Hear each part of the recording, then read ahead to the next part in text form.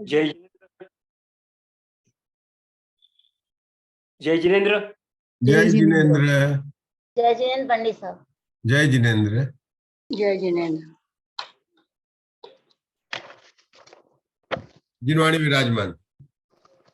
चाद्वादिने षट द्रव्य गुण पर्याय और प्रमाण का जड़ कर्म चेतन बंध का और कर्म के अवसान का कह पर स्वरूप यथार्थ जग का जो दिया उपकार है उसके लिए जिनवाणी हमको बंदना शत बार किरण जी भाई साहब।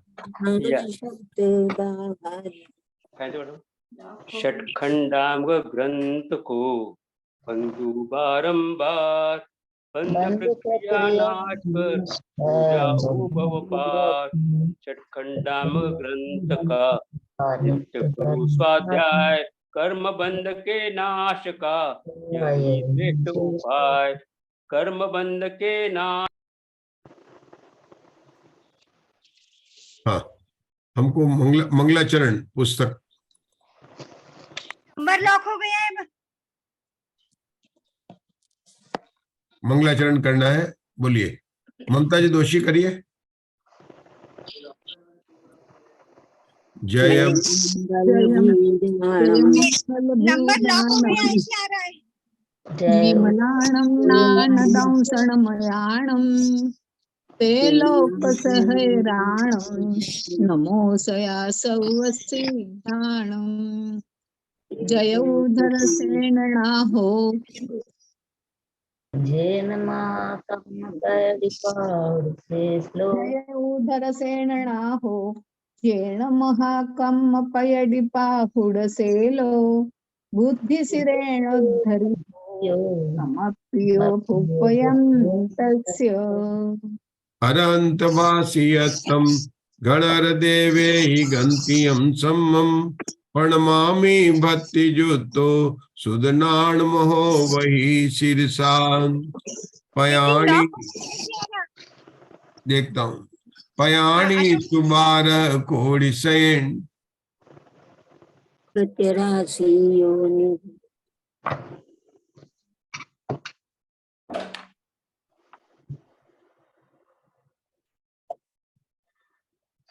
अरहन्तवासियत्तं गणहर देवे हि गन्तियं सम्मं प्रणमामि भक्तियुक्तो सुदनान्महो वही शिरसां पयाणि सुबारः कोडिसैन सुलख 83 ज्योतिभरेण सहस 58 पंचवियाणि सया प्रणमामि जिणिंदवाणी।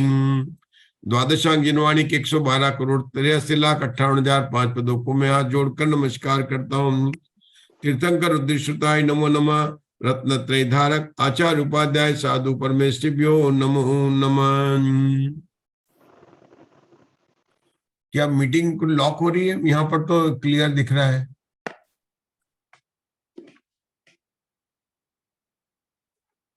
आचार्य दर्शन से उपदेश प्राप्त कर नरवाहन और सुबुद्धि मुनिराज ने षटखंडागम ग्रंथ की रचना की।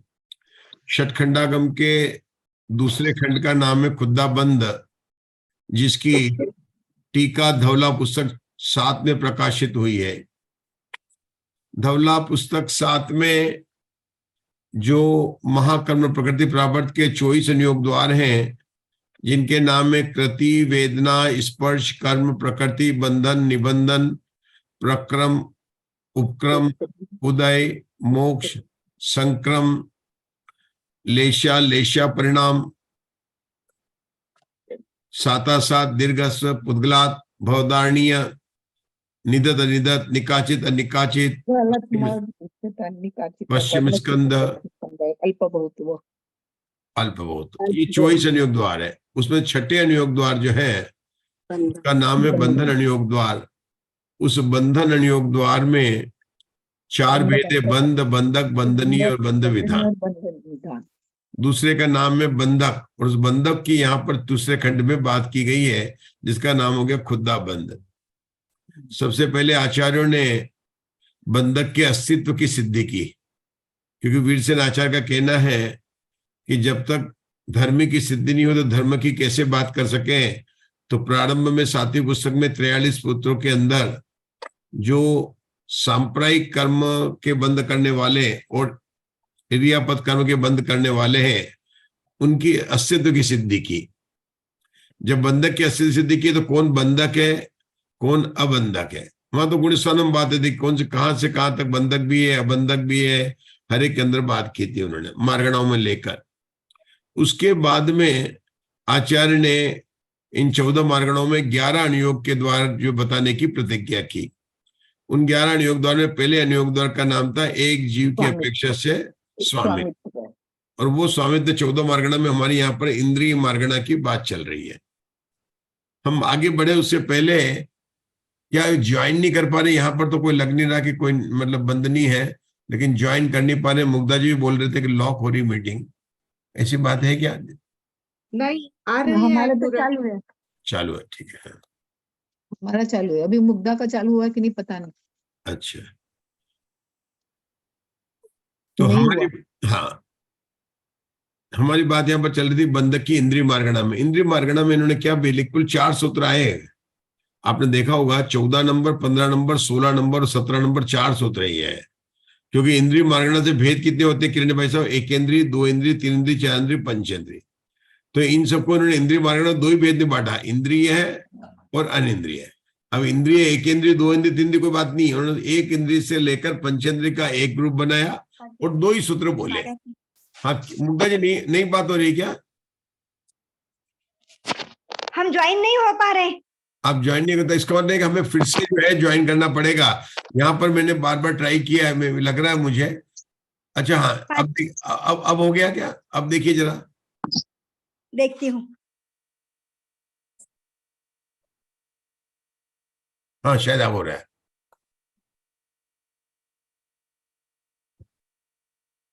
मीटिंग लॉक हो गई थी ऐसा लग रहा है।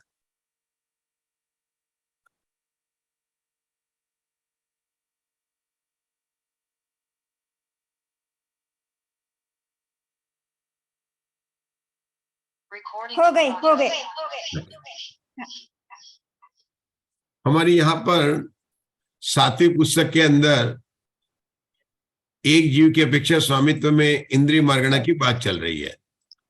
बात ये चल रही थी, हम लोग पेज नंबर 69 पर आए थे और वहां पर कल हम चर्चा कर रहे थे, लेकिन उसके पहले इस इंद्रिय मार्गणा के विषय पर हम थोड़ा सा चर्चा कर रहे हैं कि इंद्रिय मार्गणा में केवल उन्होंने 4 सूत्र बनाए, कुल 4 सूत्र बनाए।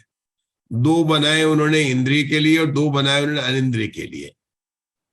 इंद्रिय के लिए क्या बोला ना, 1 से 5 तक इंद्रिय जीव है तो उनके कौन सा भाव होता है, और तो उनको बोला किस कारण से 1 इंद्रिय जीव होता है, किस कारण से 2 इंद्रिय होता है, किस कारण 3 इंद्रिय 4 इंद्रिय 5 इंद्रिय जीव होता है। एक तो प्रश्न पूछा, क्वेश्चन पूछा, मतलब प्रच्छा सूत्र पूछा, और दूसरे में उत्तर क्या दिया मंजुला जी? शायवश्रमिक लब्धि के कारण होता है, बस उत्तर 2 ही दिया। फ्रेंड वैसे इंद्रिय मार्गणा बहुत सरल है। हमें देखना है कि इंद्रिय मार्गणा में भेद क्या होता है कि 1 इंद्रिय जीव है, 2 इंद्रिय जीव है, 3 इंद्रिय जीव है, 4 इंद्रिय जीव है, 5 इंद्रिय जीव है और अनिंद्रिय भी जीव है। जब अनिंद्रिय लेंगे तो किसको लेंगे किरण भाई साहब? सिद्ध भगवान को लेंगे, क्योंकि उनके शरीर नहीं है, सिद्ध भगवान को लेंगे, सिद्ध लेंगे। अब इन्होंने क्या किया कि मार्गणा में 1 इंद्रिय से लेकर 5 इंद्रिय तक में इसमें अनंत भगवान भी आ गए, क्योंकि अनंत भगवान जीव स्थान की अपेक्षा से 5 इंद्रिय लेंगे। मतलब कल बताया था मुग्धा जी ना, जीव स्थान के 5 इंद्रिय आ गए, तो सारे के सारे संसारी जीव जो है यहाँ पर 2 ही सूत्रों 14 और 15 सूत्रों में आ गए। उनकी सबकी उन्होंने शायवश्रमिक लब्धि की बात बताई। इस प्रकरण को लेकर उन्होंने पहले तो क्या किया कि जो 1 इंद्रिय 2 इंद्रिय अनंत भगवान को छोड़कर जो 1 से लेकर 12वें गुणस्थान तक जो जीव है उन सबके बारे में बताया कि 1 इंद्रिय 2 इंद्रिय 3 इंद्रिय 4 इंद्रिय और 5 इंद्रिय है। और 5 इंद्रिय में उन्होंने 1 इंद्रिय से लेकर मतलब पहले गुणस्थान से लेकर 12वें गुणस्थान तक में सब में शायवश्रमिक लब्धि की अपेक्षा तो उन्होंने बात को घटित किया। गति मार्गणा में उन्होंने औदायिक भाव की अपेक्षा से घटित किया था। पहले गति में नारकी जीव क्यों है, किस कारण, किस भाव के कारण उनको नारकी कहते हैं, मनुष्य क्यों कहते हैं, वहां पर औदायिक भाव की मुख्यता ली थी उन्होंने। गति नाम मतलब उस गति नाम कर्म के उदय को लिया था। तो बात क्या चल रही है कि एक जीव की अपेक्षा स्वामित्व में गति मार्गणा में उन्होंने किसको भाव को किया था? औदायिक भाव को मुख्य किया था। और उन्होंने बताया कि नारकी किस कारण से, क्योंकि उन्होंने नारकी में कहा था कि वह नरक गति के नाम के उदय के कारण जो है वह नारकी है, मनुष्य गति कारण के मनुष्य है, और उसके मनुष्य आयु का उदय चल रहा, मनुष्य गति नारकी तो नरकायु का उदय चल रहा। गति मार्गणा में उन्होंने मुख्य किसको किया था? उदय, 5 भावों में से औदायिक भाव को मुख्य किया था। नय और निक्षेप भी तो उनका तरीका वही है कि साथ सभी नयों का नाम लेंगे और फिर बोलेंगे एवं बुत नई से नारकी है, एवं बुत नई से मनुष्य, वो बात कर लेंगे। निक्षेप में नो आगम भाव द्रव्य निक्षेप की वहां पर बात चल रही थी तो उसकी बात कर ली। लेकिन इंद्रिय मार्गणा में अन्यत्र अपन कहेंगे ना, एकेंद्रीय जाति, 2 इंद्रिय, 3 इंद्रिय, 4 इंद्रिय, ये जाति नाम कर्म है। और हम कहते हैं कि एकेंद्रीय के एकेंद्रीय जाति नाम कर्म, क्योंकि एकेंद्रीय जाति नाम कर्म केवल एकेंद्रीय को ही होता है। 2 इंद्रिय जाति नाम कर्म केवल 2 इंद्रिय को ही उदय में होता। 3 इंद्रिय मतलब उदय तो वही होता, पंचेंद्रिय है तो पंचेंद्रिय जाति नाम कर्म का उदय होगा। उन्होंने उस बात को मुख्यता नहीं किया। ये बड़ी विचारने की बात है प्रीति जी। ये इंद्रिय मार्गणा में उन्होंने यहाँ पर शैव श्रमिक लब्धि की बात की। और कौन सी शैव श्रमिक लब्धि? वो 5 लब्धि वाली नहीं, जो कि जन्म के पहले समय तो विग्रह गति से उस जीव को 2 इंद्रिय संबंधी उसको शैव श्रमिक लब्धि है, 3 इंद्रिय संबंधी पंचेंद्रिय, उस लब्धि को लेकर उन्होंने बात की। और अंत में जब आए 5 इंद्रिय बाद में, तो जब केवली अनंत भगवान पर बात आई तो अनंत भगवान पर क्या करें, क्योंकि अनंत भगवान के शायिक भाव हो चुका है। उनके 12 गुणस्थान के बाद में श्रमिक भाव है ही नहीं है, तो कैसे घटित करें, ये बात आ रही थी। लेकिन जीव समाज पंचेंद्रिय घटित करना है। अनंत भगवान में 13 और 14 गुणस्थान में जीव समाज घटित करना है पंचेंद्रिय, और जो पंचेंद्रिय होता है उसके श्रमिक लब्धि होती है। तो आचार्य ने अंतर क्या बताया मालूम है आपको? क्या बताया? कि श्रमिक लब्धि है क्योंकि उनके 5 इंद्रियां हैं, लेकिन वो काम नहीं लेते हैं। अनंत भगवान में अंतर क्या पड़ गया? 12 गुणस्थान तक के, और अनंत भगवान में क्या काम हो गया कि 12वें गुणस्थान वाले भी पंचेंद्रिय जीव है, अनंत भगवान भी पंचेंद्रिय जीव, कोई अंतर नहीं है। 12वें गुणस्थान वाले 13वें गुणस्थान, एक तरह से देखो तो आपके 5वें सभी जीव पंचेंद्रिय है, मतलब क्योंकि जो सम्यक दर्शन 4थे गुणस्थान से सारे जीव पंचेंद्रिय है, क्योंकि 4 इंद्रिय तक के जीवों को तो सम्यक दर्शन की प्राप्ति नहीं होती, मतलब उनके तो दूसरा गुणस्थान भी नहीं होगा। अगर दूसरा गुणस्थान होगा तो पंचेंद्रिय दूसरा गुणस्थान से लेकर 14 गुणस्थान कौन से इंद्रिय के जीव को होगा? पंचेंद्रिय को होगा। तो अनंत और सिद्ध भगवान के पंचेंद्रिय जीव समास है, लेकिन उनके शैव श्रमिक लब्धि कैसे घटित करें, शंकाकार का प्रश्न था। तो बोला कि जीव समाज की अपेक्षा से उपचार को लेकर उनके शैव श्रमिक लब्धि ही है, ये बात उन्होंने वहां पर बताई थी। अब उसके बाद में कौन से सूत्र चालू हुए थे? 15 और 16 सूत्र चालू हुए थे। उसमें आया था कि अनिंद्रिय जीव किस प्रकार से होता है और उनके कौन सी लब्धि। तो क्या उत्तर बताया था राजुल जी? शायिक लब्धि। क्या बताया था उन्होंने? कौन से सूत्र में बताया था? मधु जी ग्वालियर सूत्र था कल वहां पर, देख रहे हैं 17 नंबर के सूत्र में बताया था। मतलब मैं 15-16 बोल रहा हूँ, ठीक है। ये 16-17 सूत्र थे। 16 में बोला था कि अनिंद्रिय नाम कैसे होता है, जीव अनिंद्रिय किस कारण से होता है, और 17 में बोला उन्होंने शायिक लब्धि से जीव अनिंद्र होता है। अब यहाँ पर अनिंद्रिय किसको कहा किरण जी भाई साहब? यहाँ पर सिद्ध भगवान को कहा। अनिंद्रिय किसको कहा? सिद्ध भगवान को कहा, और उनके शायिक लब्धि है। शंकाकार ने क्या प्रश्न उठाया था कल?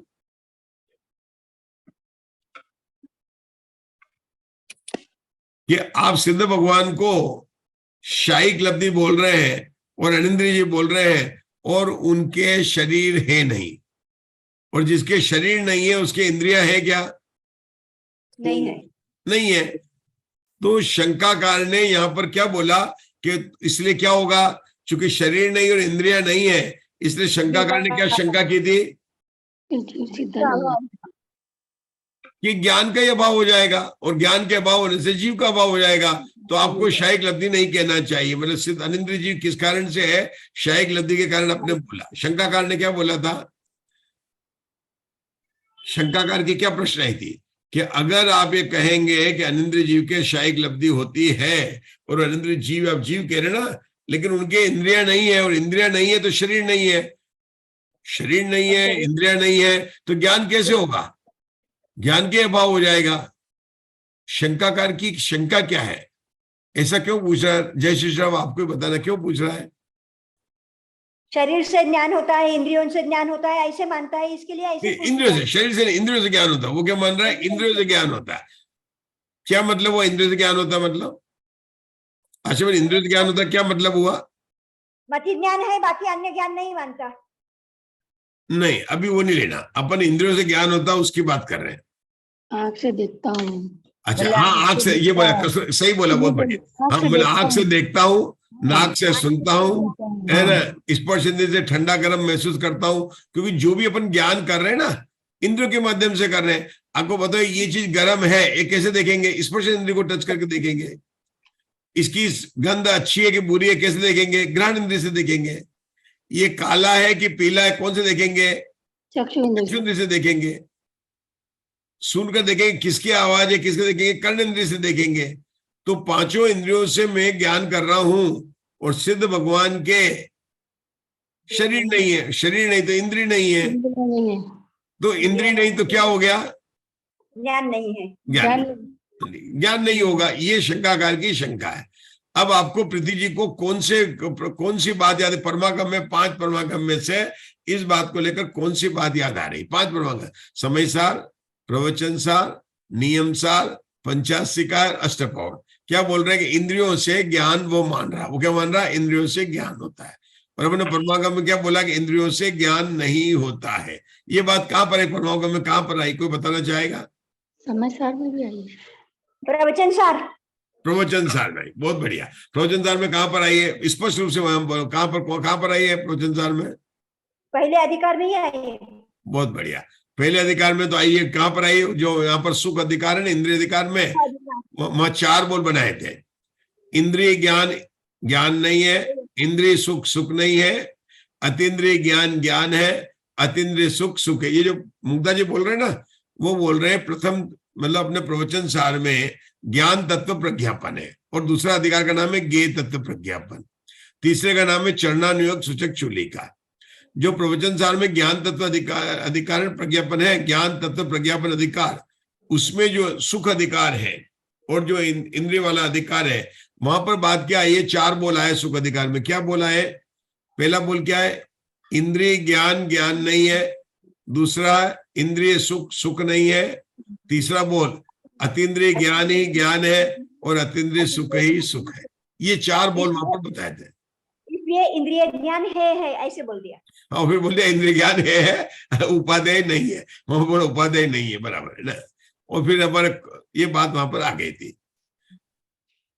प्रवचन सार में मुग्धा जी ये बात और स्पष्ट रूप से कहां पर आई कि इंद्रिय ज्ञान ज्ञान से, इंद्रियों से ज्ञान नहीं होता है? कहां पर आई है? बहुत प्रसिद्ध गाथा है। चैतन्य गुणमय आत्मा अव्यक्त रस रूप है, जानो अलिंग ग्रहण इसे यह अनिर्दिष्ट शब्द है। कौन सी गाथा है? समय सार में 49 गाता है, प्रवचन सार में 172 गाता है, पंचासिकाय में 127 गाता है, नियम सार में 46 गाता है, अष्टबाउड़ में 64वीं गाथा है। मतलब ये गाथा 5 परमागम में आई है। धवला जी में गाथा आई है क्या? आई है। कहां पर आई है? अभी जो पढ़ रहे हैं। नहीं, तीसरी पुस्तक में तीसरी पुस्तक में आई है। तीसरी पुस्तक में आई है। तीसरी पुस्तक में आई है क्या? प्रारंभ में ही जब द्रव्य प्रमाणानुगम की बात का तीसरी पुस्तक में बात बताई थी, और वहां पर तीसरी पुस्तक में जीव के असाधारण गुण को सिद्ध किया था। आपको पता है जीव का असाधारण गुण क्या? केवल प्रीति जी बताएंगे।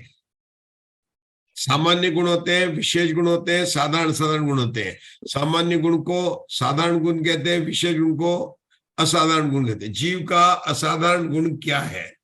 चैतन्य, ज्ञान ज्ञान दर्शन, ज्ञान ज्ञानी, बिल्कुल सही है ना। पूरे समय सार में असाधारण होते हैं, ज्ञान दर्शन चाहते तो ज्ञान गुण जो जीव का असाधारण गुण है, और वह लक्षण भी है, मतलब जीव का लक्षण भी है। लेकिन जब तीसरे पुस्तक में अपने गाथा पढ़ी थी तो उन्होंने जीव के असाधारण गुण 3 घटित किए थे।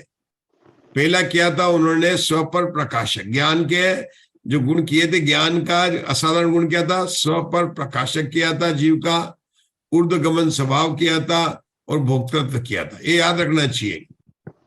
आचार्य वीरसेन ने जीव के, क्योंकि जीव और ज्ञान में कोई भेद नहीं है, तो ज्ञान कहो और आत्मा कहो, तो उसके असाधारण गुण 3 किए थे। कौन कौन से किए थे, बोलो?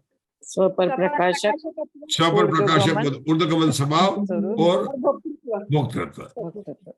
स्व पर प्रकाशक तो जीव ज्ञान है, और ज्ञान जो है स्व पर प्रकाशक उसका गुण है। परीक्षा मुख का पहला सूत्र ये उषादुषेपन मंगलाचरण होते ना, मतलब कि पहला सूत्र में बात होती है कि स्व पर प्रकाशक उसका गुण है। हाँ, अब दूसरा ऊर्ध्वगमन स्वभाव। ऊर्ध्वगमन स्वभाव जीव का स्वभाव है, ये बताने के लिए, और ये एक समय के लिए प्रकट होता है जीव का स्वभाव, ऊर्ध्वगमन स्वभाव, ये बताया। तीसरा बताया था भोक्तृत्व। फिर बताएंगे भोक्तृत्व जीव का असाधारण गुण क्यों लिया? अपने ज्ञान को ही अपने सुख का स्वयं से स्वयं भोगता है। हाँ बोलिए अशोका जी।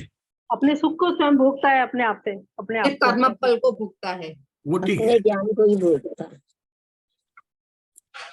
बीच में बोलने से और ज्ञान को तो भोगने का क्या मतलब, भोक्तृत्व गुण क्यों कहा, ये बात हम कर रहे हैं। क्योंकि जीव के अलावा पुद्गल आदि में भोक्तृत्व गुण नहीं है। आप पुद्गल को अगर किसी को मोबाइल को नीचे गिरा दे, दुख किसको होगा, आपको होगा कि पुद्गल मोबाइल को होगा? मोबाइल जीव को होगा। इसलिए जीव के 3 असाधारण गुण आचार्य वीरसेन ने धवला पुस्तक में गिनाए थे। कौन कौन से गिनाए थे? स्व पर प्रकाशक स्वभाव और ठीक है ना, ये ध्यान रखना। तीनों स्व पर प्रकाशक, ज्ञान जो है जीव सबको भी जानता है, पर को भी जानता है। दूसरा ऊर्ध्वगमन स्वभाव, और तीसरा यहाँ पर भोक्तृत्व की बात की थी। यहाँ पर अपनी जो बात चल रही है वो शंकाकार की बातें थी, और मैंने कहा था ना इंद्रियों से ज्ञान नहीं होता। अलिंग ग्रहण का पहला और दूसरा बोल बिल्कुल स्पष्ट है। अलिंग ग्रहण के बोल आए प्रवचन सार में, 20 बोल आए। कहां पर आए? प्रवचन सार में। पहला बोल क्या है? आत्मा इंद्रियों से नहीं जानता है। दूसरा बोल है इंद्रियों के द्वारा आत्मा नहीं जाना जाता। बाकी बोल लेंगे, पहले 2 बोल ले रहे हैं। अलिंग ग्रहण के 2 बोल किरण भाई साहब कौन से? पहला बोल क्या है? आत्मा इंद्रियों से नहीं जानता है। दूसरा बोल क्या है? इंद्रियों के द्वारा आत्मा नहीं जानने में आता है। बोलो अशोका जी, दोनों बोल बोलो। इंद्रियों से आत्मा नहीं जानता और इंद्रियों के द्वारा आत्मा नहीं जाना जाता। बोलिए मधु जी ग्वालियर, दोनों बोल बोलिए। आत्मा इंद्रिय से नहीं जानता और ज्ञ के द्वारा भी नहीं जानता। हाँ बोलो मुकेश जी, बोल बोलो। बोल नंबर 1, बोल नंबर 2, इसे अलग अलग करके बोलना। बोल नंबर 1, बोल नंबर 2 अलिंग ग्रहण का। नहीं जाना जाता है और इंद्रिया आत्मा को नहीं जानती।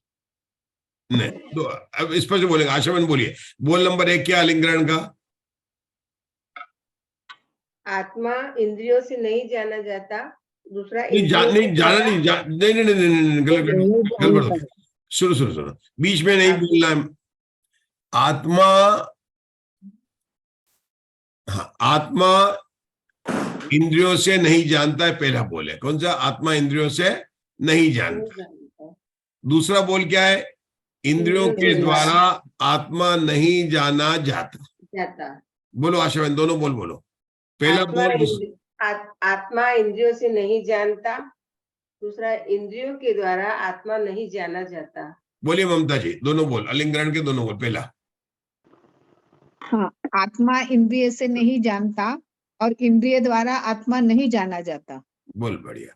तो जब आत्मा इंद्रियों से नहीं जानता है तो उसका कहा आत्मा अतीन्द्रिय महापदार्थ है। उसका अर्थ क्या निकाला उन्होंने? आत्मा क्या है? अतीन्द्रिय महापदार्थ। और जब आत्मा दूसरे बोल में क्या लिखा है? आत्मा इंद्रियों के द्वारा नहीं जाना जाता है। तो क्या क्या जानने का स्वभाव ज्ञान में है, इंद्रियों में जानने का स्वभाव नहीं है। ये 2 बोल बताए। किरण भाई साहब दोनों बोल बताने आपको, अलिंग ग्रहण के दोनों बोल। आत्मा इंद्रियों से नहीं जानता जाता और इंद्रियों द्वारा आत्मा जानने में आता है। नहीं, इंद्रियों के द्वारा भी नहीं जाना जाता, आत्मा जाना जाता है इंद्रियों जाना के जाता है। द्वारा। जैसे मान लो कि मैं इंद्रियों से नहीं जानता हूँ, मतलब आत्मा इंद्रियों से नहीं जानता, लेकिन इंद्रियां मुझे जान सकते नहीं जान सकती है कि नहीं, जान इंद्रियों के द्वारा भी आत्मा जानने में नहीं आता। नहीं आता। दूसरे बोल में है इंद्रियों के द्वारा आत्मा जानने में नहीं आता। पहला बोल क्या है? इंद्रियों के द्वारा आत्मा नहीं जानता। बोलिए उषा जी क्या कह रहा? आत्मा इंद्रियों से नहीं जानने में आता और इंद्रियों द्वारा आत्मा नहीं जाना जाता। नहीं जाना जाता।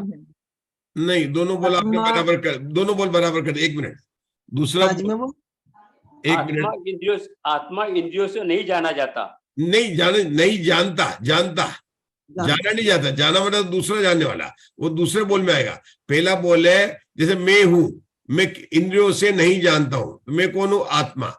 आत्मा इंद्रियों से नहीं जानता है, ये पहला बोल हो गया। आत्मा इंद्रियों से नहीं जानता है, ये पहला बोल हो गया। दूसरा बोल क्या होगा? इंद्रियों के द्वारा आत्मा नहीं जानने में आता है। बस ये दो बोल हो गए, ठीक है ना। पहले बोल में क्या हुआ? चूंकि आत्मा इंद्रियों से नहीं जानता है, क्यों नहीं जानता? कि आत्मा अतीन्द्रिय ज्ञान समय, अतीन्द्रिय ज्ञान स्वभाव वाला है, ठीक है ना। दूसरे में क्या बोला? कि आत्मा का जो है ज्ञान स्वभाव वाला है, ज्ञान से जानता है, इंद्रियों से द्वारा नहीं जानने में आता है। ये दो बोल हो गए। अब ये दो बोलते हैं, इसमें दोनों बोल रहे हैं, और यहाँ शंकाकार क्या मान रहा है? कि इंद्रियों से ही ज्ञान होता है। यहाँ पर क्या पता हुआ? शंकाकार की प्रश्न थी, इंद्रियों से ज्ञान होता है। तो आचार्य ने उससे बोला, अच्छा उसने क्यों कहा कि शरीर नहीं रहा तो इंद्रिया नहीं रही, तो इंद्रिया नहीं तो ज्ञान कैसे होगा? और ज्ञान नहीं होगा तो ज्ञान के बिना तो जीव का ही नष्ट हो जाएगा। क्योंकि ज्ञान और ज्ञान जीव का कौन सा गुण है? यावत द्रव्य भाविक गुण है। मतलब उसका है ना, जब तक जीव है तब तक ज्ञान है, और जितना बड़ा जीव है उतना बड़ा ज्ञान है। तो आचार्य ने बताया कि नहीं, ऐसा नहीं है कि इंद्रियों के नष्ट होने पर ज्ञान का नष्ट हो जाएगा, क्योंकि आत्मा का स्वभाव ही ज्ञान है। और अगर ज्ञान का अभाव मानेंगे तो कल क्या बात आई थी? बोलिए अशोका जी। प्रमाण के अभाव में प्रमेय का अभाव हो जाएगा। अगर मैं बोला कि ज्ञान का नष्ट हो गया, अगर तू मानेगा ज्ञान का नष्ट हो गया, तो क्या बताया था? बोलिए जय श्री जी। प्रमाण के अभाव में प्रमेय का अभाव हो जाएगा। प्रमाण के अभाव में प्रमेय का अभाव हो जाएगा। प्रमाण मतलब ज्ञान, प्रमाण का मतलब ज्ञान, और प्रमेय का मतलब विषय, जानना। हाँ, गे कहो, विषय को बराबर है। 46 शक्ति में कौन सी शक्ति बताई थी मैंने? 15वीं परिणामक शक्ति, परिणम्य परिणामकत्व शक्ति, परिणम्य परिणामकत्व शक्ति। उसके दो भेद है, प्रमाण शक्ति और प्रमेय शक्ति। फिर से शंकाकार ने क्या बोला कि अगर शरीर नहीं तो इंद्रिया नहीं है, इंद्रिया नहीं तो ज्ञान का ही अभाव हो जाएगा, क्योंकि जाने का कैसे? इंद्रियों से जानता था।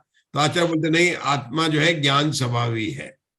अगर तुम्हें बोलोगे उसका ज्ञान का नष्ट हो जाएगा, तो उन्होंने क्या होता है? प्रमाण के अभाव में प्रमेय का अभाव हो जाएगा, मतलब वस्तु ही नहीं रहेगी। और ऐसा तो होता नहीं है, इसलिए ज्ञान को मानना पड़ेगा। और ज्ञान को क्या बताया था? यावत द्रव्य भावी गुण है, मतलब जितना बड़ा आत्मा उतना बड़ा ज्ञान, जब से आत्मा उतना बड़ा ज्ञान। ये कहकर आचार्य ने उसकी शंका को दूर किया। अब जो अनिंद्रिय जीव की जो बात आ रही थी, 17 में अपन पढ़ रहे थे, तब आगे की बात और चर्चा को आगे को बढ़ाना अपने को। ये देखिए, ये शायक लिखते थे ना,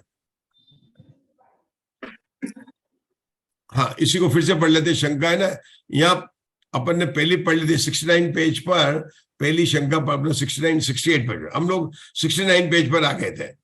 69, हाँ 69 पर दूसरा था, शंका दूसरी पढ़नी थी। पढ़े किरण भाई साहब, 69 पेज पे दूसरी शंका, ज्ञान के सहकारी कारणभूत इंद्रियों के अभाव में ज्ञान का अस्तित्व किस प्रकार हो सकता है? हाँ, ज्ञान मतलब के पहले आपको प्रश्न समझना पड़ेगा।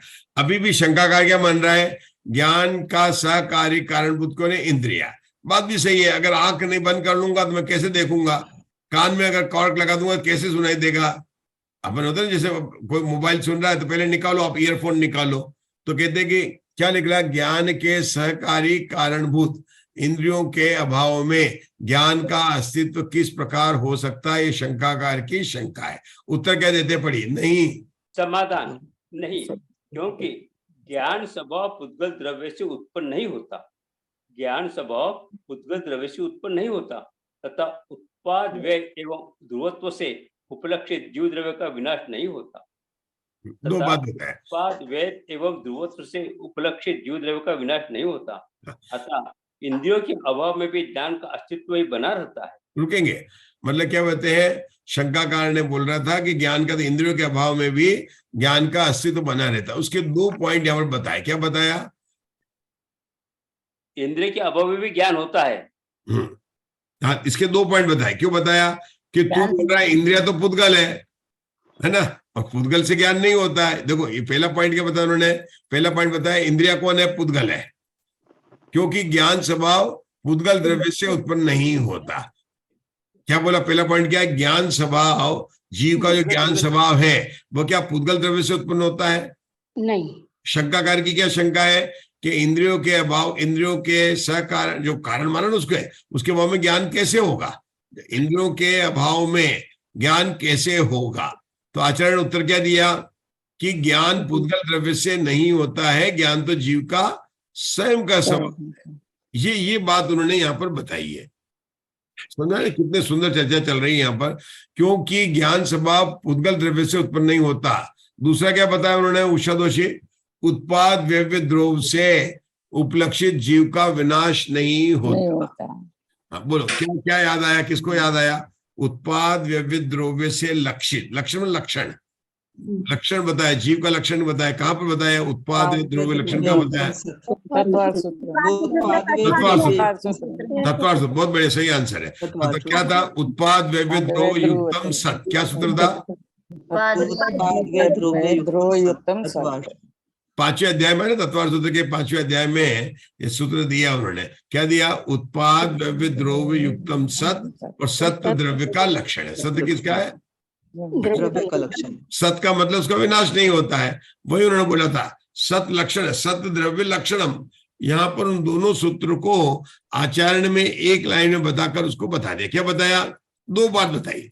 एक तो ज्ञान पुद्गल द्रव्य से उत्पन्न होता है, दूसरा जीव नष्ट नहीं होता, क्योंकि जीव का लक्षण तो उत्पाद ध्रुव से लक्षित है और उसकी सत्ता हमेशा बनी रहती है। आगे क्या? अतः इंद्रियों के अभाव में भी ज्ञान का अस्तित्व बना रहता है।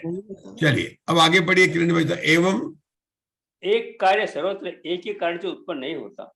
एक कार्य सर्वत्र एक ही कारण से उत्पन्न नहीं होता, क्योंकि खदीर, शीशम, घी, धम्मन, गोवर, सूर्य किरण और सूर्यकांत मणि, इन अनेक कारणों में एक अग्निरूप कार्य उत्पन्न होता पाया जाता है तथा तावस्थान में ज्ञान के कारण रूप से स्वीकार की गई इंद्रिया क्षीणावरण जीव के भिन्न जातीय ज्ञान की उत्पत्ति में सहकारी कारण हो, ऐसा नियम नहीं है। रुकेंगे, क्यों? बहुत सुंदर प्रकरण चल रहा है। मतलब ये पूरा का पूरा जो है आपका समय सारी चल रहा है, शास्त्र, पूरा अध्यात्म शास्त्र चल रहा है। ठीक है ना? देखिए, एक कार्य होना, उसके कई कारण हो सकते हैं। अब बताइए मुझे, आप लोग चाय बनाते हैं तो उसमें कौन कौन से कारण होते हैं? अग्नि, पानी, शक्कर चाहिए, चाय की पत्ती चाहिए, और रखने के लिए तपेली चाहिए, दूध चाहिए, चम्मच चाहिए, और सबसे बड़ी बात तो है कि गैस भी चाहिए, अग्नि भी चाहिए। अग्नि चाहिए नहीं चाहिए, है ना? और पीने वाला भी चाहिए, करने के लिए गैस चालू भी करना चाहिए। एक कार्य होने में अनेक कारण होते हैं। कारण होते हैं, है ना? और अनेक कारण अलग अलग होते हैं। अच्छा, यहाँ पर जो उदाहरण दिया उन्होंने और भी अलग दिया है कि अग्नि को उत्पन्न करना, वहां तो बनाए चाय को उत्पन्न किया, तो अग्नि का यहाँ पर अलग अलग कारण बताएंगे। वो तो समझाने के लिए बताया ना, अग्नि को उत्पन्न कर। तो अग्नि सूर्यकांत मणि से भी हो सकती है, गैस से भी उत्पन्न हो सकती है, कंडे से भी उत्पन्न, अलग अलग जगह से हो सकती है, लेकिन कार्य तो कितना हुआ? एक हुआ। जो अपन ने जो उदाहरण दिया तो क्या था, तो समझाने के लिए बताया था कि चाय बनाने के लिए कई चीज चाहिए, लेकिन यहाँ उनको क्या समझाना, ऐसा क्यों लिया? अरे ये भी बताओ क्यों लिया उन्होंने? कि उनको देखना है कि जब तक उसको केवल ज्ञान नहीं हुआ है तब तक उसको शैव शमिक ज्ञान है, और शैव शमिक ज्ञान में देखने का कार्य जो है वो कौन करता है?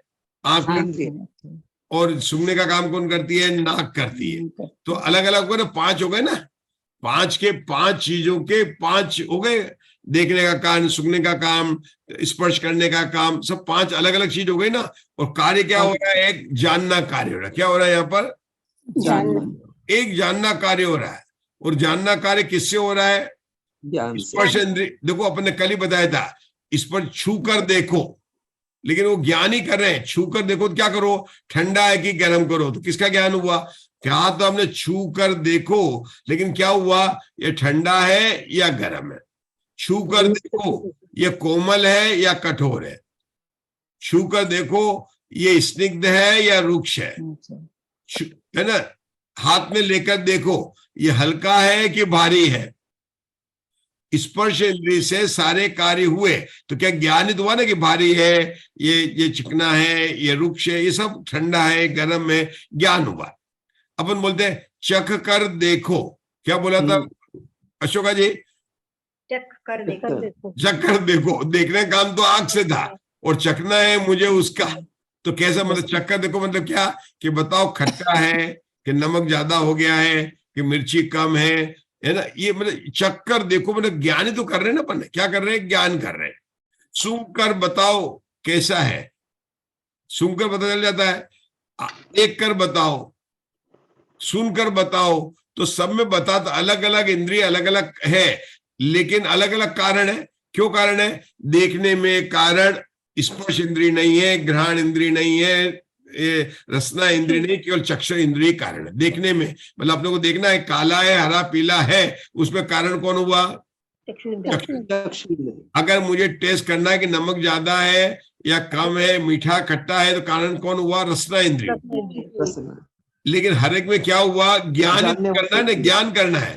तो अलग अलग कारण हुए और एक ज्ञान ही हुआ।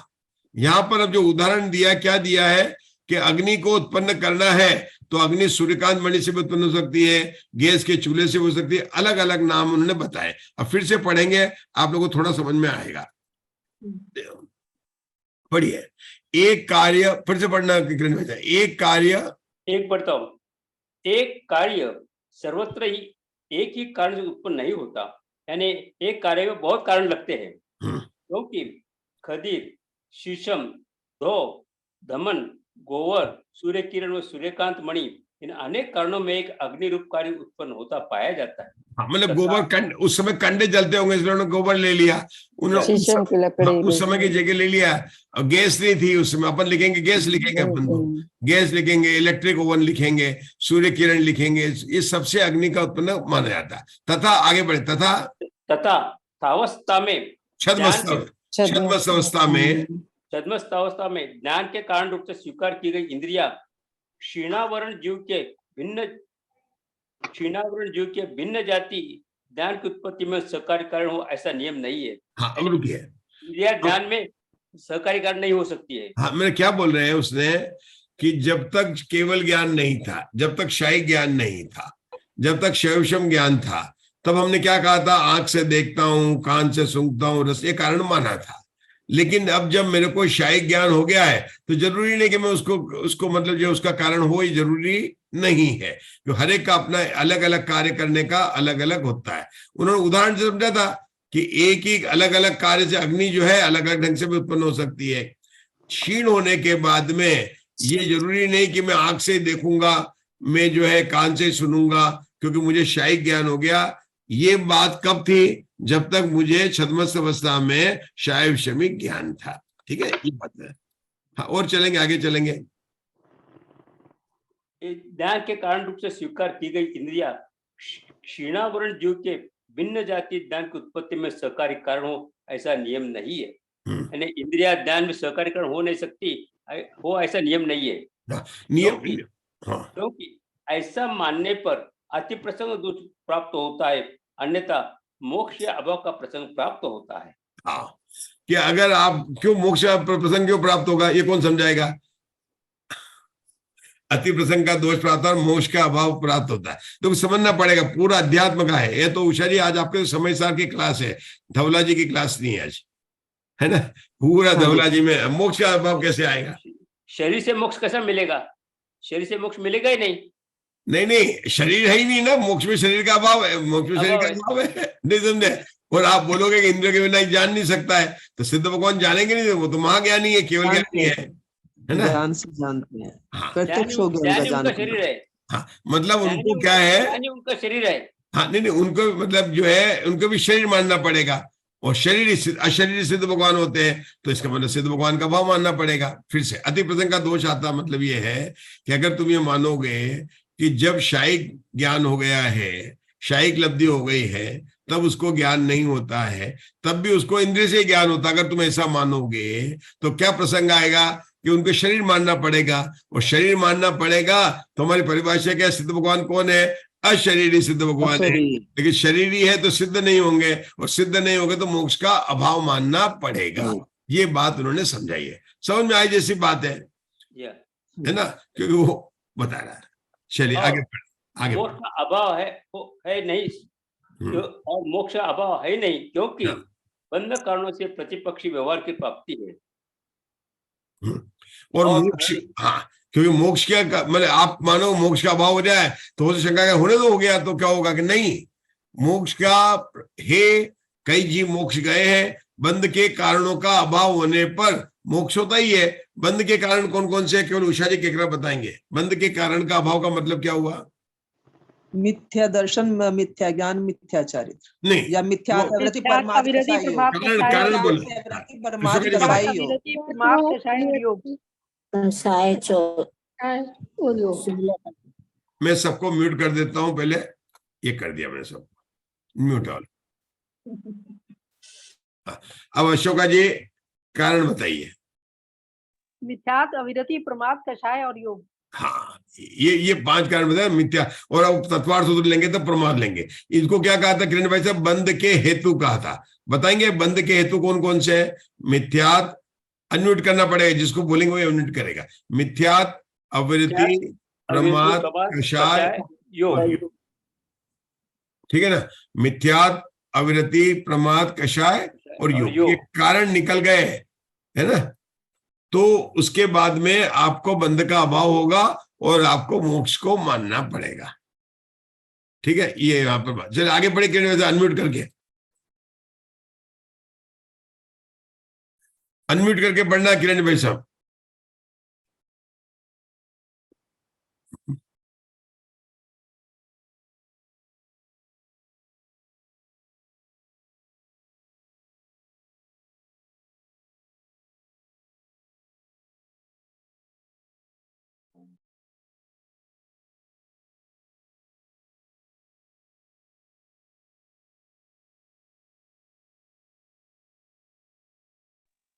भाई साहब अनम्यूट कर लीजिए।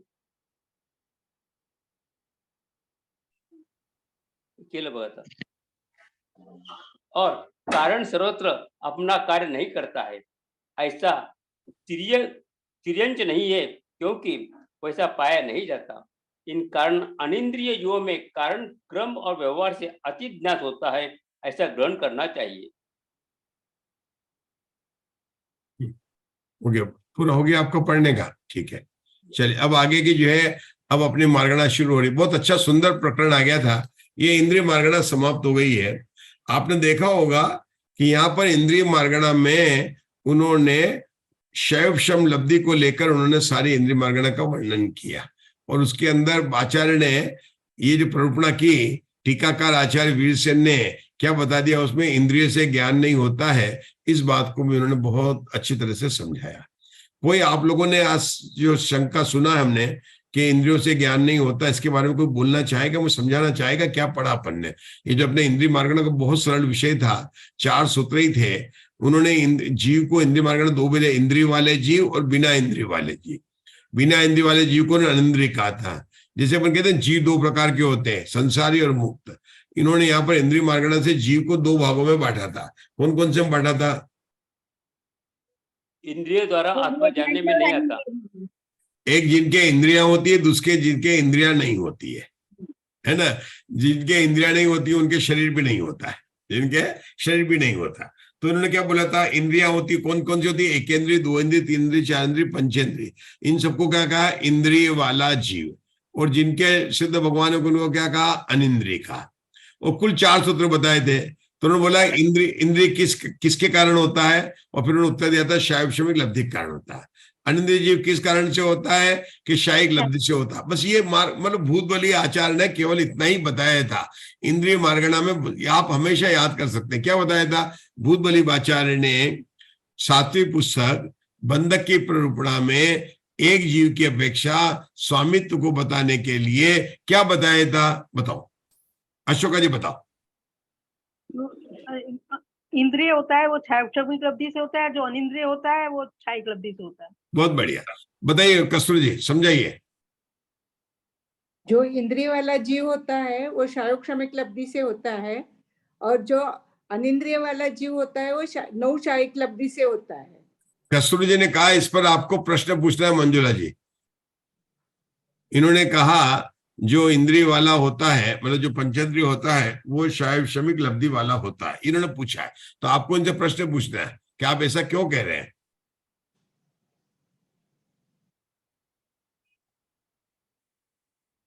क्योंकि इंद्रियों से जानता है। मैं बोलूं? हाँ बोलो बोलो बोलो। जिसको जितनी इंद्रिया होती है उसको इतना सक्षम है ऐसा कहा जाता है। नहीं वो तो ठीक है, ये तो बढ़िया हो गया। इन्होंने पूछा आप एग्री कर रहे हैं, मैं एग्री नहीं करता हूँ क्योंकि मैं पूछती हूँ, क्योंकि अनंत और सिद्ध भगवान शायक्षमिक लब्धि नहीं है और वो इंद्रिय वाले हैं। नहीं बोलो, एक जन बोलो नहीं तो सुनाई नहीं देता। ऐसे तो अपन बोलते नहीं, अपना आप सुनो बाद में। अपने प्रवचन में डिसिप्लिन बहुत वो रहता है, इससे क्या होता है कि बाद में सुनने वालों को तो दिक्कत होती है, और कभी भी मतलब जो नहीं होगा। जब मैं पूछता हूं तब तो आप उसका नहीं, जब मैं समझाना शुरू करता हूं तो सब जो है बोलने लगते हैं, उससे क्लियर नहीं होता है। देखिए आप लोग जैसे, अच्छा मेरी बात क्या चल रही थी कि जब कस्तूरी जी ने बोला कि भाई जो इंद्रिय वाले होते हैं उनके शायक्षमिक लब्धि होती है, ये बोला आप लोगों ने सबने सुना, तो शंकाकार की क्या शंका होनी चाहिए थी कि भाई अनंत भगवान भी जीव इस समाज की अपेक्षा से पंचेंद्रिय जीव कहा गया है, तो उनके तो शायक्षमिक लब्धि नहीं होती है और तो इंद्रियों से काम नहीं होता है। ये प्रश्न उठाया था। तो बताइए अशोका जी क्या उत्तर दिया था।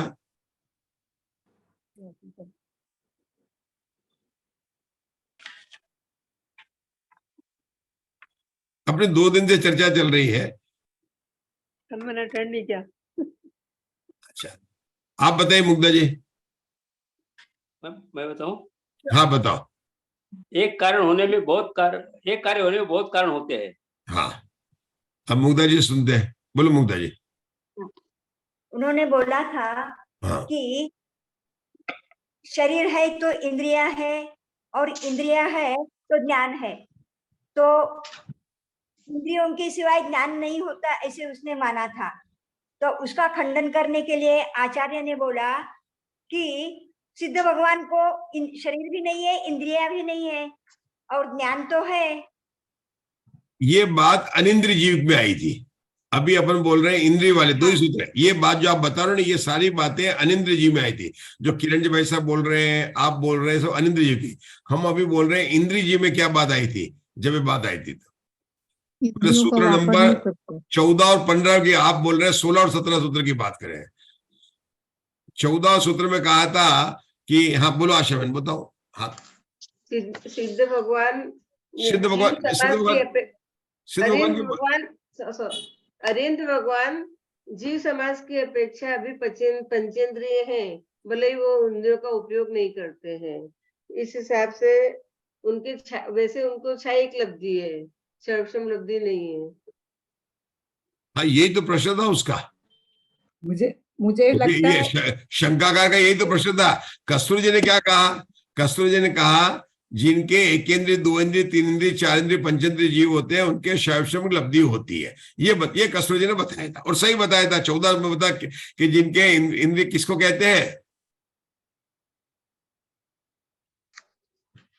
क्या चला गया। हाँ कस्तूरी जी ने क्या बताया था, यही बताया था। तो शंकाकार ने क्या पूछा था कि अनंत भगवान के पंचेंद्रिय हैं लेकिन उनके तो शायक्षमिक लब्धि नहीं है। ये शंकाकार का प्रश्न था।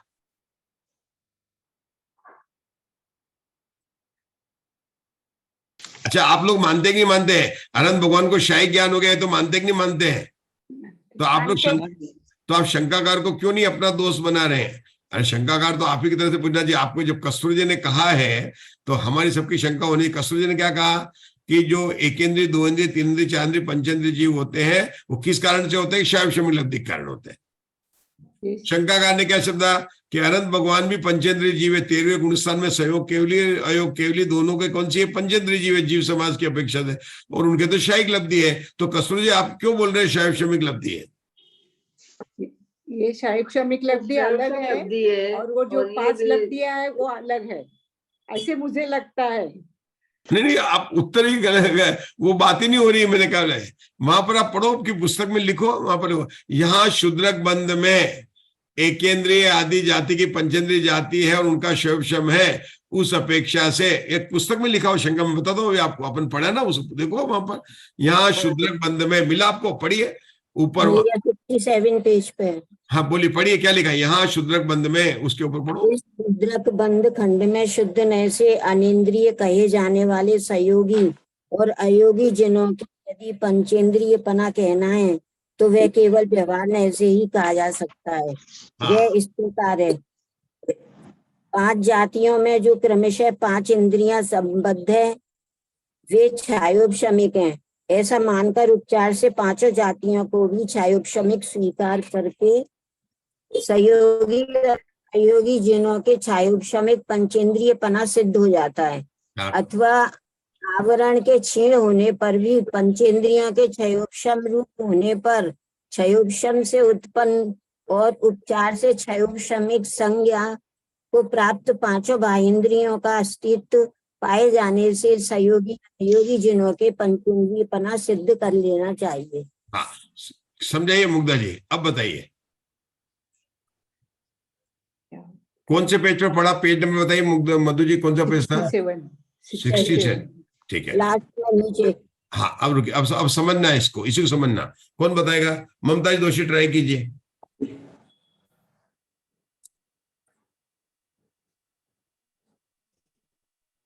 यहाँ 5 जातियों के क्रमशः इंद्रियों को संबद्ध शायब ज्ञान कहा है, लेकिन पहला प्रश्न शंकाकार का प्रश्न क्या है? शंकाकार का प्रश्न क्या है? उनका प्रश्न है कि सहयोग और अयोग केवली को पंचेंद्रिया है तो फिर उनको शायब ज्ञान है ऐसा बोलना चाहिए।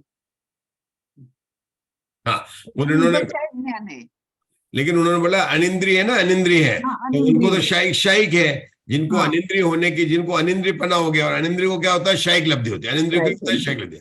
सहयोग केवली और अयोग केवली को, जिनको शुद्ध नहीं से क्या कहा? अनिंद्रिय पना कहा, क्योंकि वो इंद्रिय से काम नहीं लेते, इसलिए उनको कहा था अनिंद्रिय पना कहा था। किसको कहा था?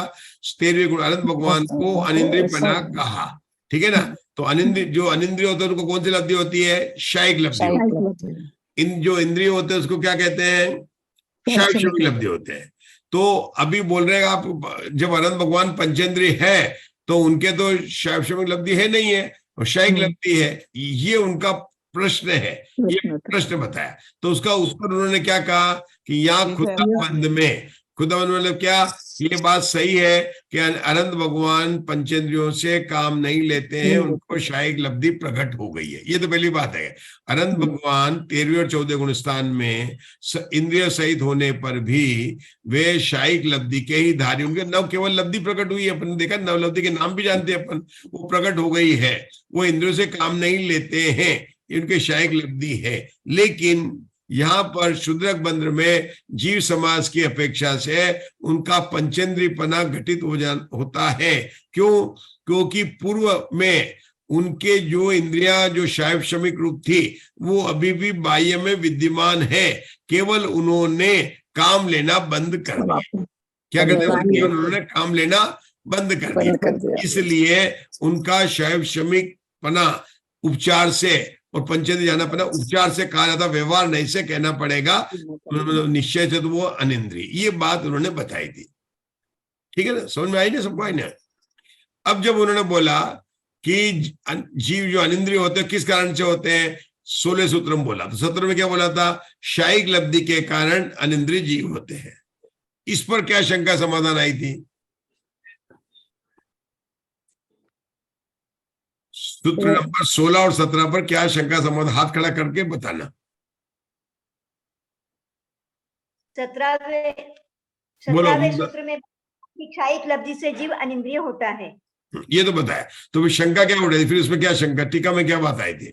मैं बताऊं जी? हाँ आप बताओ, चलो ये पूछ के उन्होंने बताओ, ये कहा बहुत था अच्छा कि इंद्रियों के नष्ट हो जाने पर फिर ज्ञान भी नष्ट हो जाना चाहिए, शंका उठा रही थी। हाँ बहुत बढ़िया, तो ध्यान सुनेंगे कि जब आपने कहा कि अनिंद्रिय जीव के शारीरिक लब्धि होती है, लेकिन अभी तो मैंने बताया कि इंद्रियों से ज्ञान होता है, तो आप तो बोल रहे हैं कि जो है उनका तो नष्ट, ज्ञान का नष्ट हो जाना चाहिए, ज्ञान का नष्ट हो गया तो जीव का भी नष्ट हो जाएगा।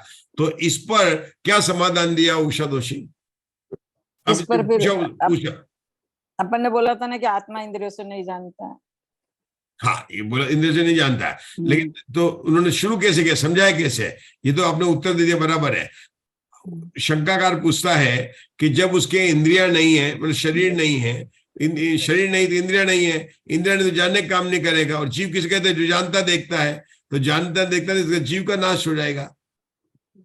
तो आचार्य ने क्या बताया था? जीव तो ज्ञान स्वभावी है, तो जीव नहीं है, जीव के अभाव का प्रसंग आ जाएगा, फिर ज्ञान नहीं है तो इंद्रियों से ज्ञान होता है, तो इंद्रिया नहीं है तो ज्ञान भी नहीं होगा, ऐसा शंका। हाँ ये तो शंकाकारी, भाव में प्रमेय का भी अभाव हो जाएगा, लेकिन जीव तो अगर ऐसा ज्ञान मानेंगे। स्वभावी है। हाँ शंकाकार ने तो बोला कि जीव का नाश हो जाएगा, आचार्य ने क्या समाधान दिया?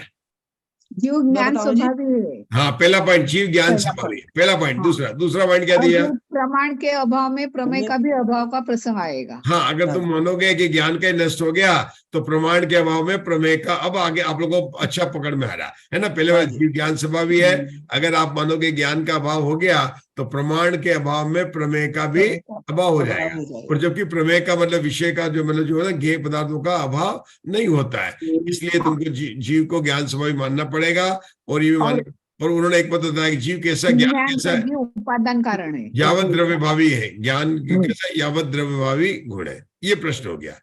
उसके बाद आगे क्या बोला?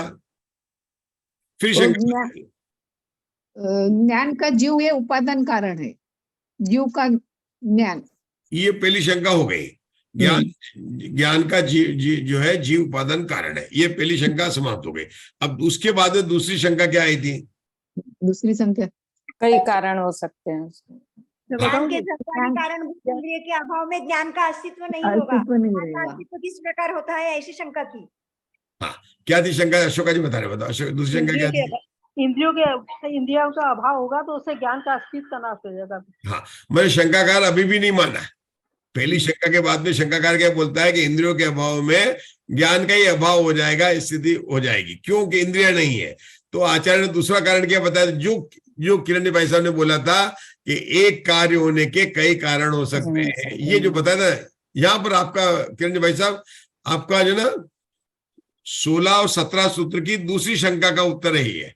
16 और 17 में दो शंका है, पहली शंका और दूसरी शंका।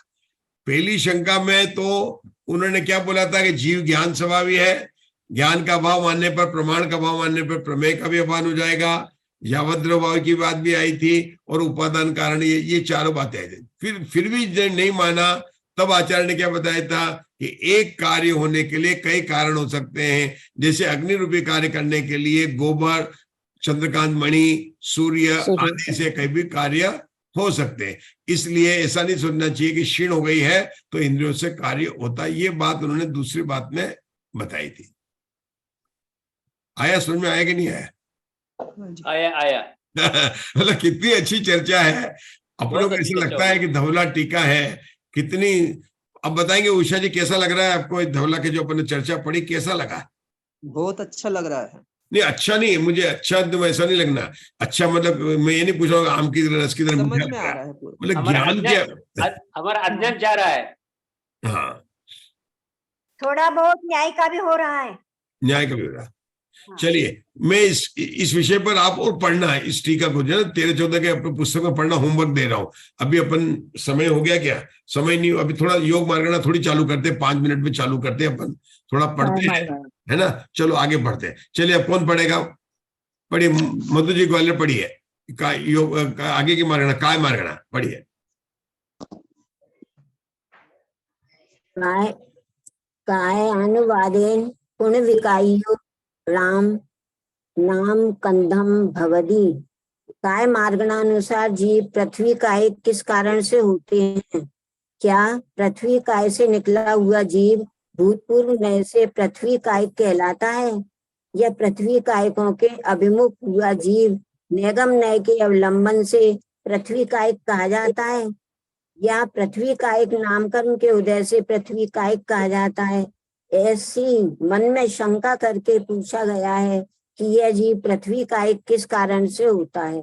रुकेंगे, ये पढ़ लिया हमारे मधु जी, मुझे तो समझना है, मुझे तो पढ़ना नहीं है।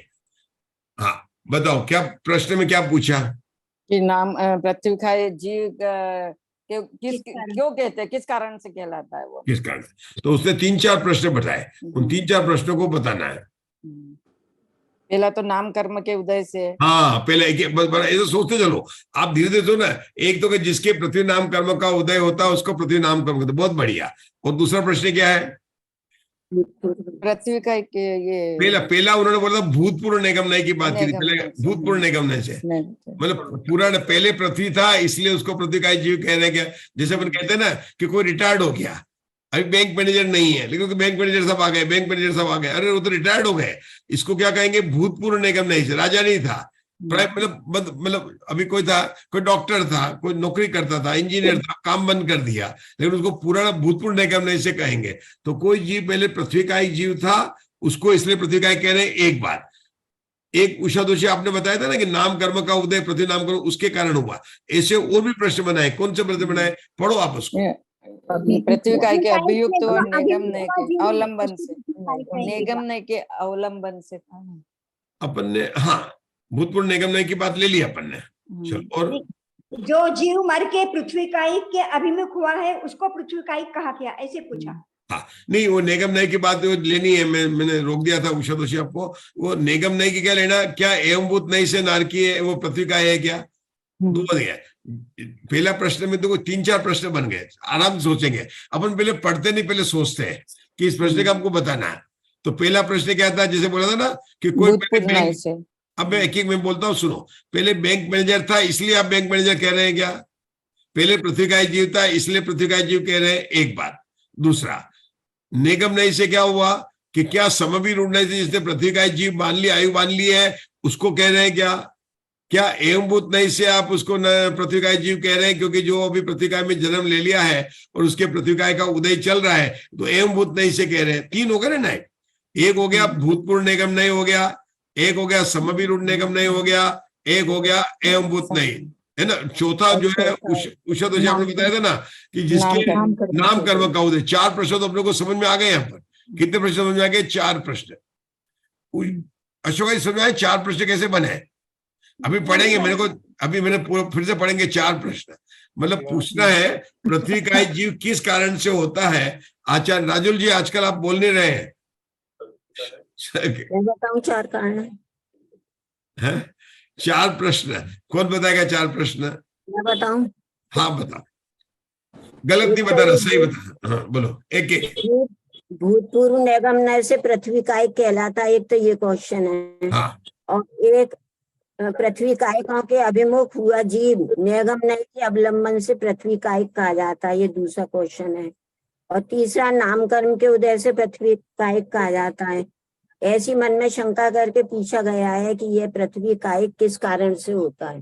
अब क्या हुआ, मधु जी ने पढ़कर 3 प्रश्न बता दिए और मैंने यहाँ पर 4 प्रश्न बताए थे। कौन बताएगा 4 प्रश्न? जो मैंने बताया था उसको सुनकर बताओ। एवं भूत और लगाया था, समविरूढ़ और एवं भूत संग्रह समविरूढ़ नय, एवं भूत नय, भूतपूर्व निगम नय और पृथ्वी का नाम कर्म जाति के उदय से। 4 प्रश्न अपन ने बनाए, इस कारण से हुआ। चलिए पढ़िए, आगे का पढ़िए मधु जी ग्वालियर, आगे उत्तर पढ़े आगे का। 19वां, पुण्य विकाय नामाय उदयन पृथ्वी कायिक नामकर्म के उदय से जीव पृथ्वी कायिक होता है। नामकर्म की प्रकृतियों में पृथ्वी, जल, अग्नि, वायु, वनस्पति नाम की प्रकृतियां निर्दिष्ट नहीं की गई हैं, इसलिए पृथ्वी कायिक नाम प्रकृति के उदय से जीव पृथ्वी कायिक होता है। यह बात घटित नहीं होती। हाँ समझाइए, जय ने आप आगे पढ़ने में मुझे कुछ नहीं पढ़ना, मुझे समझना है क्या प्रश्न है। जयश्री जी आप बताएंगे दूसरी शंका क्या है? शंका ये थी कि अपन कह रहे थे कि नाम कर्म, तो उन्होंने कहा नाम कर्म से ये पृथ्वी का जीव नहीं कहलाता है। हाँ, क्योंकि उसने कहा था कि पृथ्वी नाम, बहुत बढ़िया प्रश्न पूछा, उत्तर क्या बोला था? पृथ्वी नाम कर्म के उदय से जीव पृथ्वी का एक होता है ना। शंका क्या पूछी उसने? अरे ऐसा तो कोई नाम, मुझे तो बराबर याद है 148 प्रकृति याद है, वहां पर पृथ्वी नाम कर्म का तो कोई नाम ही नहीं आया, और आप बोल रहे पृथ्वी नाम कर्म के उदय से जीव पृथ्वी का एक होता है। शंकाकार ने क्या पूछा? फिर से उत्तर क्या दिया था? पहले प्रश्न में कारण पूछा था ना, तो उत्तर क्या दिया था? पृथ्वी नाम कर्म के उदय से जीव पृथ्वी होता है, ये उत्तर दिया था। पृथ्वी का एक नाम कर्म के उदय से जीव पृथ्वी का एक होता है, ये उत्तर है। कौन सा उत्तर? प्रश्न कौन सा था? 18 नंबर, तो प्रश्न चिन्ह लगा है, 18 में प्रश्न चिन्ह लगा है, 19 में उत्तर दिया। शंकाकार ने बोला अरे पृथ्वी का एक नाम कर्म, मैंने नाम कर्म की तराणु प्रकृति याद कर लिया, आपको तो सुना दूं, एक जगह भी पृथ्वी नाम कर्म का नहीं आया। मैं एक इंद्रिय, दो इंद्रिय, तीन इंद्रिय, चार इंद्रिय, पंचेंद्रिय जाति पढ़ी है, लेकिन मंजुला जी एक जगह पृथ्वी का नाम आया है क्या? नहीं आया। तो आप कैसे कह सकते हैं कि पृथ्वी नाम? ऐसा आपको नहीं कहना चाहिए, ये शंकाकार की शंका है। समझ में आया ना? शंका समझ में आएगी तो आनंद आएगा। क्या शंका है केंद्र भाई साहब? शंका बताओ, अब तो शंका क्या है ये? प्रश्न किया, मैं बताऊं? हाँ बताओ, आप बताओ, समझाओ, सबको समझाओ आराम से। प्रश्न किया था कि पृथ्वी का एक नाम कर्म के उदय से पृथ्वी हुआ है, लेकिन नाम कर्म की जो 93 प्रकृतियां है उसमें पृथ्वी का एक नाम का कोई भी कर्म नहीं है, तो आपने कैसे कहा? ऐसा प्रश्न किया। ये बंधक प्ररूपणा वास्तव में बहुत सरल है। अगर इससे मतलब सूत्र बहुत है, आपको पता कि बहुत सूत्र है, कम से कम 1592 सूत्र, मतलब 1600 के लगभग सूत्र होंगे। कितने होंगे? 1600 सूत्र है इसके अंदर, पूरे बड़ी पुस्तक बड़ी है। तो अगर अपन पढ़ना चाहे तो एक दिन 10-10 पेज, 20-20 पेज पढ़ के आगे बढ़ सकते हैं, क्योंकि कोई भी नहीं है। लेकिन मुझे ऐसा लग रहा है कि इसमें अपने को बहुत आनंद आ सकता है। अगर अपन जिस तरह चर्चा कर रहे हैं ना, इसके अंदर आचार्य ने बहुत अच्छा खोला है। ये पूरी बंधक की प्ररूपणा में किरण भाई साहब इन्होंने 5 भावों को लेकर घटाई है। औपशमिक, शायिक, शैव शमिक, परिणामिक और औदायिक भाव। अपन पढ़ते तत्वार सूत्र में पढ़ते 5 भाव को, उन 5 भावों को लेकर बताई है। अब 5 भाव में अपन तो क्या 5 याद करते हैं, लेकिन उन्होंने जब बताया ना औदायिक भाव, तो औदायिक भाव के 21 भेद भी इनको याद है। शैव शमिक भाव के 18 भेद होते हैं, औपशमिक भाव के 2 भेद होते हैं, परिणामिक भाव के 3 भेद होते हैं। मतलब उन 21 भावों में अलग अलग लेकर उन्होंने तो अब इन्होंने इंद्रिय मार्गणा में उन्होंने शैव शमिक भाव को लेकर घटा दिया। मतलब जो ना, मतलब शैव शमिक लब्धि होते हैं ना, उसको लेकर घटा दिया। गति मार्गणा में उन्होंने जो नाम औदायिक भाव को लेकर घटा दिया। किसको घटा दिया? औदायिक भाव को लेकर घटा दिया। क्योंकि अगर कोई जीव है तो उसके सभी होंगे, पहले गुण औदायिक भाव भी होगा, शैव शमिक भाव का पर्ण पहले गुण स्थान में है। पृथ्वी का जीव कौन सा? पहले गुण स्थान में। अब पहले, और एक इंद्रिय वाला जीव कौन सा? पहले गुण स्थान में। तो पहले गुण स्थान में कौन कौन से भाव घटेंगे? 5 भाव में से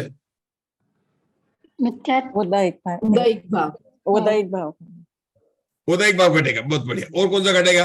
परिणाम भाव तो जीव को होता ही है। अब अपने को ऐसे कैसे सोचना, देखिए ध्यान दीजिए, अपन ने हमेशा याद रखा है 5 भाव के नाम कैसे याद किए थे अपन ने? औपशमिक, शायिक, शैव शमिक, औदायिक और परिणामिक। हमने कितने बार पढ़ा था? औपशमिक भाव के बिना धर्म की शुरुआत नहीं होती, शायिक भाव के बिना धर्म की पूर्णता नहीं होती। शैव शमिक भाव दोनों को होता है, मिथ्या दृष्टि और सम्यक दृष्टि। अगर ज्ञानावरणादि की अपेक्षा लेंगे तो 1 से 12 गुण स्थान तक होता है, और अगर दर्शन मोहनी की अपेक्षा से और मोहनी की लेंगे तो 4थे गुण स्थान से लेकर 7वें गुण स्थान तक होता है। ये अपन ने देखा था। औदायिक भाव के बिना कोई संसारी जीव होता नहीं है, और परिणाम के बिना न संसारी और मुक्त जीव होता है। अब हमने इंद्रिय मार्गणा में एक इंद्रिय लिया, काया मार्गणा में पृथ्वी का लिया, दोनों के कौन सा गुण स्थान है? पहला गुण स्थान है। तो पहले गुण स्थान के धर्म की शुरुआत नहीं, तो औपशमिक भाव नहीं होगा, शायिक भाव भी नहीं होगा, लेकिन उसके कौन सा का शैव शमिक भाव होगा, लेकिन वो ज्ञानावर्णादि की अपेक्षा से होगा, ज्ञानावर्ण दर्शनावर्ण की अपेक्षा से। और उसके औदायिक भाव होगा और परिणामिक भाव होंगे, बस एक इंद्रिय का। अब पृथ्वी का जीव है, तो शंकाकार तो यहाँ पर शंकाएं पूछ रहा है कि नाम कर्म का उदय ही नाम ही नहीं है, तो आप इसको ऐसा क्यों कह सकते हैं? पढ़ेंगे, अब आगे पढ़ेंगे। पढ़िए, अब पढ़िए मधु जी ग्वालियर, आप पढ़ते चलिए। समाधान नहीं, क्योंकि नाम कर्म संबंधी एक इंद्रिय जाति प्रकृति में उक्त सब प्रकृतियों का अंतर्भाव हो जाता है और कारण के बिना कार्यों की उत्पत्ति नहीं होती है। और पृथ्वी, अप, तेज, वायु, वनस्पति, त्रस्कायक आदि अनेक कार्य देखे जाते हैं, इसलिए जितने कार्य हैं उतने ही उनके कारण रूप कर्म भी हैं, ऐसा निश्चय कर लेना चाहिए। हाँ, आप तो पढ़ लिया आपने, अब समझाएगा कौन मुझे? दो बात चल रही है। एक क्या कह रहे हैं, एक एकेंद्रीय का, एकेंद्रीय जाति तो ही है अपने बोले, गति, जाति, शरीर, बंधन, संघात, अंगोपांग, व्यायो गति, सब लिखा था, मैंने पूरी देखी थी। तो जाति तो एकेंद्रीय, दो इंद्रिय, तीन जाति। अब यहाँ पृथ्वी का बोले एकेंद्रीय जाति तो है।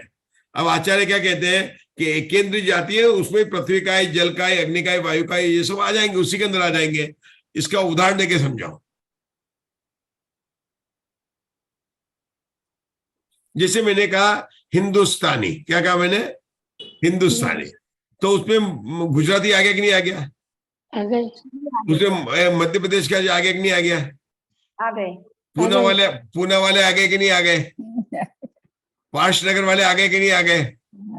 सूरत को, आप सूरत को क्यों भूल जाते हैं? मुकेश भाई से आ गए कि नहीं आ गए? केकरा वाले आ गए कि नहीं आ गए? हमारे गंगापुर सिटी वाले आ गए कि नहीं आ गए? सभी आ गए ना, है ना? तो जब मैंने एकेंद्रीय कहा तो पृथ्वी का भी आ गया, जल का भी आ गया, अग्नि का भी आ गया, वायु का भी आ गया, सब आ गए। जो एकेंद्रीय वो सब आ गए। हाँ, त्रस नहीं आए, दो इंद्रिय नहीं आए, तीन इंद्रिय नहीं आए, चार इंद्रिय नहीं आए, लेकिन एकेंद्रीय कहा तो निगोद भी आ गए। में आ जाएंगे सब। साधारण निगोदायक नहीं आए, साधारण भी आ गए, प्रत्येक वनस्पति भी आ गए। मतलब जो एकेंद्रीय जीव है वनस्पति वाले, वो सारे के सारे आ गए। ये बात उन्होंने बताई, बहुत सुंदर चल रहा है। चलिए बंद करते हैं अपन, है ना? रुकते हैं अभी यहाँ पर, कल करेंगे, समय अपना हो गया। कल इसको फिर से लेंगे, आगे हम बढ़ाएंगे इसके यहाँ पर, है ना? प्रकरण अच्छा चल रहा है अपना। जिनवाणी स्तुति कर लेते हैं। साची तो गंगा ये बीत रागवाणी, अब छिन्न धारा निर्धर्म की कहानी। जहाँ मैं अति अगाध ज्ञान पानी, जहाँ नहीं संशयादि पंख की निशान। साची तो गंगा ये बीत रागवाणी, सप्त भंग जंग तरंग उछलत सुखदानी। संत चित्मलाल वृंद में नित्य ज्ञानी। साची तो गंगा ये बीत रागवाणी, जाके अवगाहन ते शुद्ध हुए प्राणी। भाग चंद निश्चय घट माया प्रमाणी। साची तो गंगा ये बीत रागवाणी, अब छिन्न धारा निज धर्म की पानी। या वाणी के ज्ञान से सुजलो कालो, सोवाणी मस्तक नमो सदा देखो। नमो अरिहंताणम सिद्धाणम, नमो आयरीयाणम, नमो उवज्झायाणम, नमो लोहि सर्वसारणम। नमो अरिहंताणम, नमो सिद्धाणम, नमो आयरीयाणम, नमो उवज्झायाणम, नमो लोहि सर्वसारणम। नमो अरिहंताणम, नमो सिद्धाणम, नमो आयरीयाणम, नमो उवज्झायाणम, नमो लोहि सर्वसारणम। नमो अरिहंताणम, नमो सिद्धाणम, नमो आयरीयाणम, नमो उवज्झायाणम, नमो लोहि सर्वसारणम। नमो अरिहंताणम, नमो सिद्धाणं नमो आयरीयाणं नमो वज्रायाणं नमो लोहे सर्वसारणं नमो अरिहन्ताणं नमो सिद्धाणं नमो आयरीयाणं नमो वज्रायाणं नमो लोहे सर्वसारणं नमो अरिहन्ताणं नमो सिद्धाणं नमो आयरीयाणं नमो वज्रायाणं नमो लोहे सर्वसारणं नमो अरिहन्ताणं नमो सिद्धाणं नमो आयरीयाणं नमो वज्रायाणं नमो लोहे सर्वसारणं। जो षटखंडागम ग्रंथ की जय।